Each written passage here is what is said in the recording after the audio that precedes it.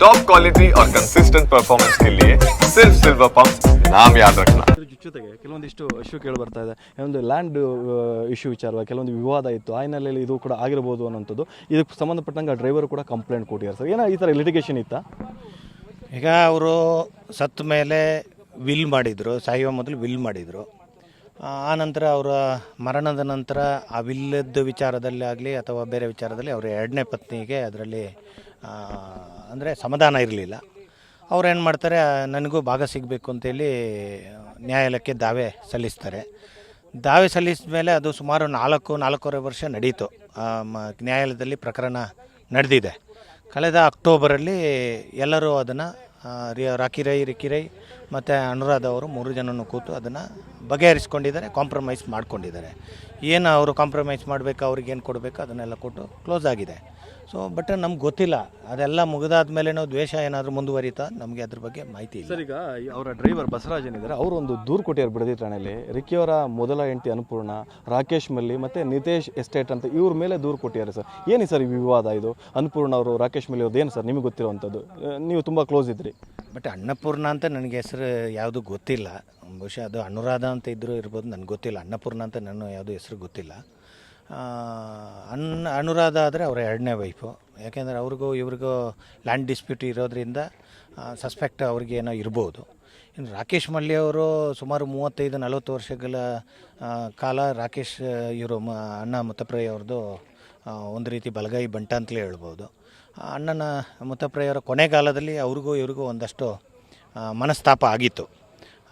ಅದೆಲ್ಲ ತಮಗೂ ಎಲ್ಲರಿಗೂ ಗೊತ್ತಿದೆ. ಮಾಧ್ಯಮದಲ್ಲೂ ಎಲ್ಲ ಇದರಲ್ಲೂ ಮನಸ್ತಾಪ ಆಗಿರ್ತಕ್ಕಂಥದ್ದು ಬಂತು.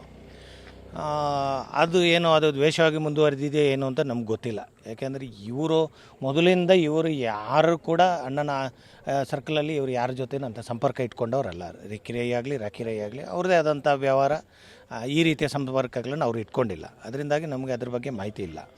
ಇನ್ನು ನಿತೇಶ್ ಎಸ್ಟೇಟ್ ಅವ್ರ ಜೊತೆ ಮುತ್ತಪ್ರಯ್ಯವರ ಜಮೀನನ್ನು ನಿತೇಶ್ ಎಸ್ಟೇಟ್ ಅವರು ಜಾಯಿಂಟ್ ವೆಂಚರ್ಗೆ ತಗೊಂಡು ಡೆವಲಪ್ಮೆಂಟ್ ಮಾಡಿ ಆದಮೇಲೆ ಕೊನೆಗೆ ಅವರು ಅದನ್ನು ಸಂಪೂರ್ಣ ಮಾಡೋಕ್ಕಾಗದೆ ಮತ್ತೆ ತಿರ್ಗಿ ಮುತ್ತಪ್ರಯವರೇ ಅದನ್ನು ಪೂರ್ಣಗೊಳಿಸಿ ಎಲ್ಲವೂ ಅದು ಇತ್ಯರ್ಥ ಆಗಿತ್ತು. ಬಟ್ ಇತ್ತೀಚೆಗೆ ಅವರು ಏನೋ ಅದರಲ್ಲಿ ಒಂದಷ್ಟು ಉಳಿದಿರೋ ಸೈಟ್ ಇವರು ಮಾರಾಟ ಮಾಡುವಂಥ ಸಂದರ್ಭದಲ್ಲಿ ಹೋಗಿ ಅವರು ಕೂಡ ಕೋರ್ಟಲ್ಲಿ ಇದಾಕಿ ತೊಂದರೆಯನ್ನು ಒಂದು ಲಿಟಿಗೇಷನ್ ಮಾಡಿಕೊಂಡು ತೊಂದರೆಯನ್ನು ಕೊಡ್ತಾಯಿದ್ದಾರೆ.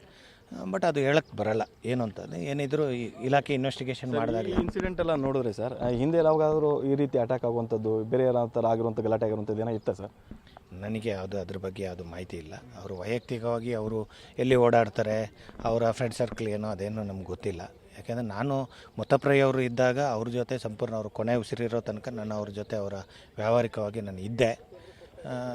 ಸೊ ಅದಾದ ನಂತರ ನಾವು ನಮ್ಮ ವ್ಯವಹಾರವನ್ನು ನಮ್ಮ ಪಾಡಿಗೆ ನಾವು ಇದು ಮಾಡ್ತಾಯಿರ್ತೀವಿ.